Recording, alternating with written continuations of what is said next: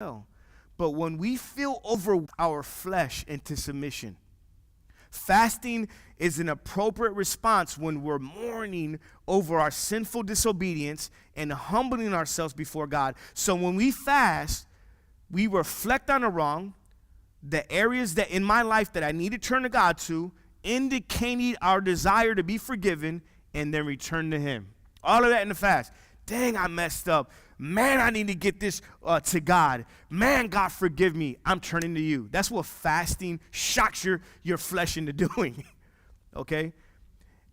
There's a king that did this. A king, he commanded everyone in the country to fast and pray for God to stop the madness that was happening in their land. And this is what happened. After he proclaimed it, this is what happened. Jonah 3 verse 10, look what it says.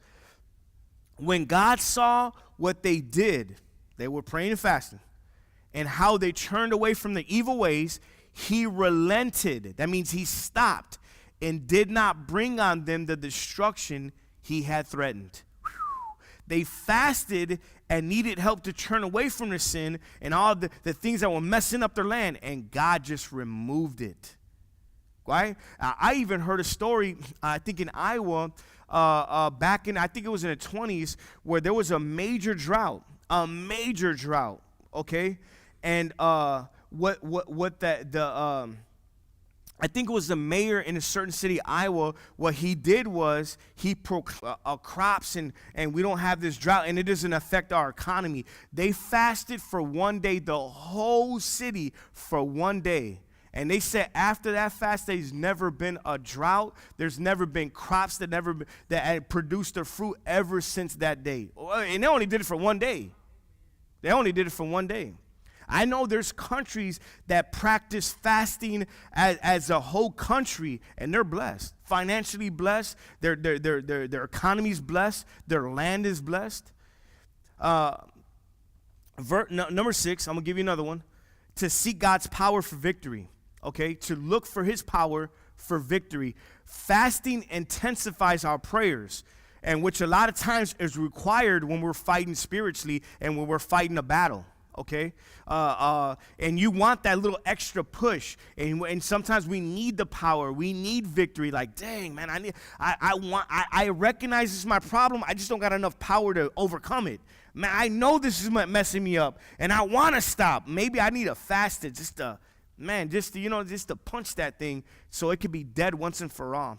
Judges 20:26 through 28, it says, then all the Israelites and the whole army went up to Bethel, and there they sat weeping before the Lord. They fasted that day until evening and presented a burnt offering and a fellowship offering to the Lord. And all the Israelites inquired of the Lord. In those days, the Ark of the Covenant of God was there.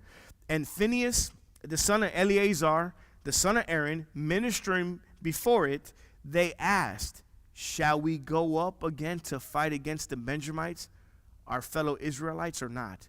The Lord responded, go, for tomorrow I'll give them into your hands. I'm going to give you something here. Verse 23 through 25, a couple of verses before there, right? If you can see the little mute thing on the screen, maybe we can get it out of there. Okay, all right, never mind. But before this verse, now it's not on there. I'm just saying, before this account, the Israelites, they asked God, shall we go up to fight the Benjamites? And God said, go for it. And the Israelites lost 18,000 soldiers. The opposite happened, even though God told them to go do it. They said, God, can you help me fight this battle? God said, yeah, go for it. And they lost. But God told them to go.